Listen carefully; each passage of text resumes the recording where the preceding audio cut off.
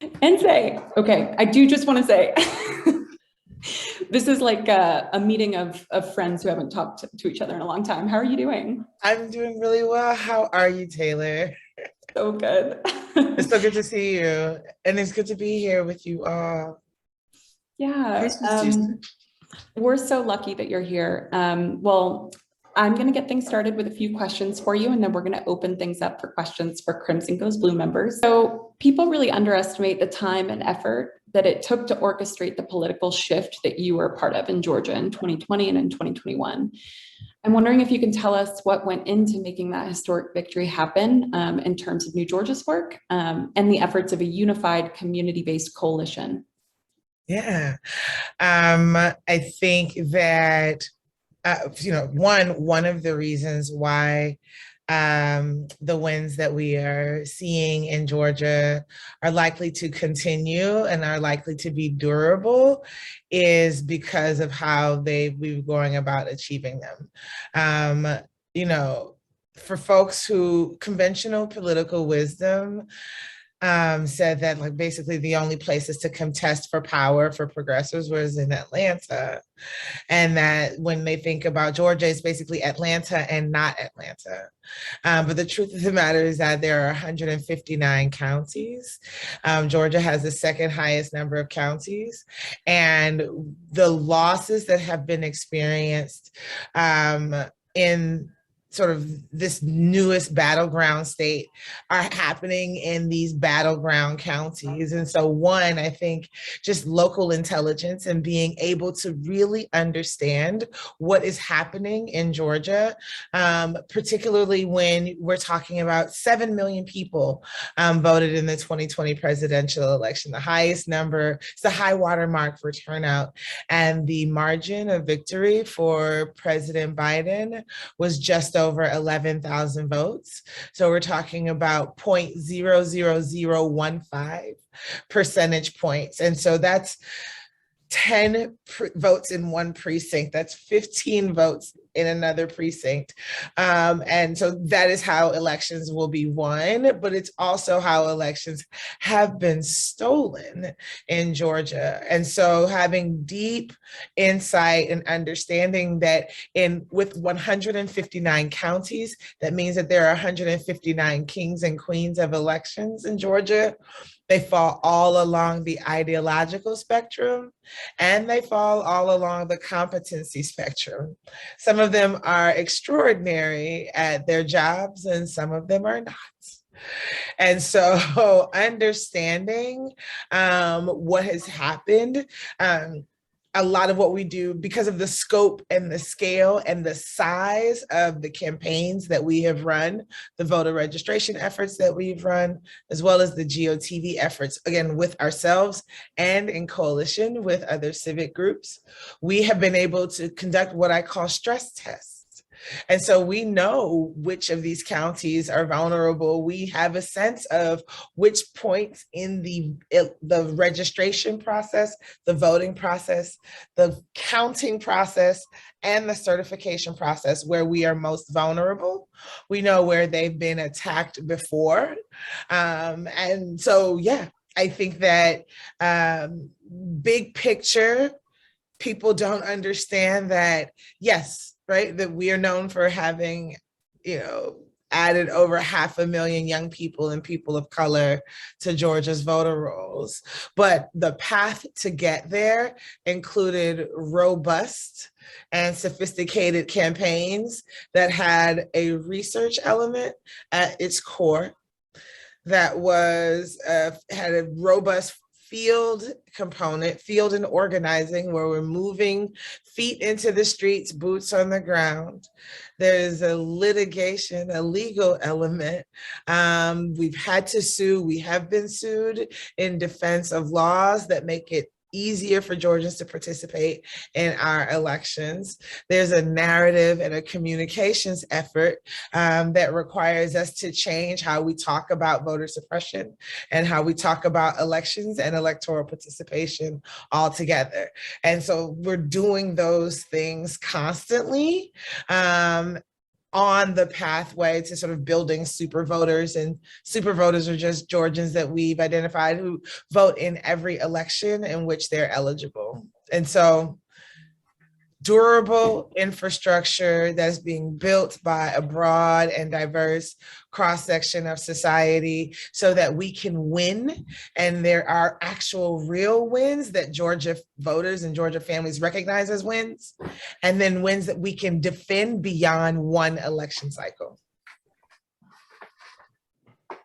I'm so glad, yeah, that you mentioned durability. And to your point, and I hope people understand this on this call, and say you've been a part of architecting, and your state has taken years to develop relationships, relationship mapping with election administrators, opening of offices, training, and like you said, really sophisticated strategy.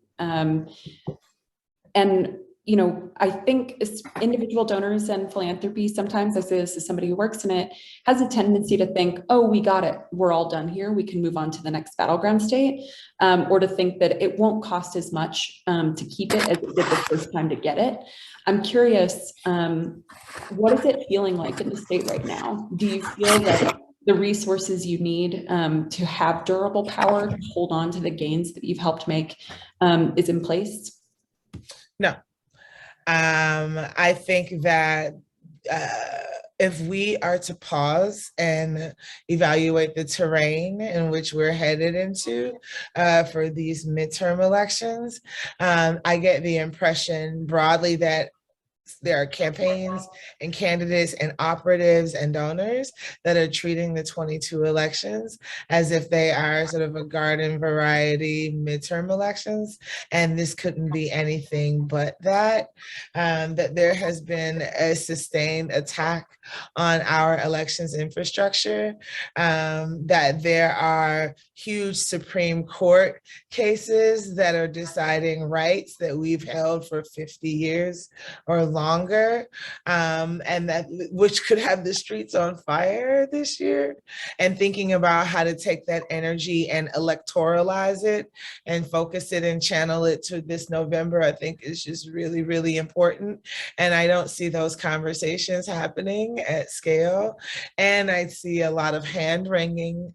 There are a bunch of sort of social media political scientists who are super quick to remind us that the party in the White House tends to lose the midterms following, as if that is predictive of what we can face. And so I think that, in Georgia, there's definitely an attitude about the things that folks want to win for themselves and win for their families, and not half doing it. Like, I think Georgians tend to leave everything on the field, in addition to the sort of history making potential and the inspiration factor that is present in some of our elections. I think it's beyond just the ability to make history, that there are real things that we're fighting for.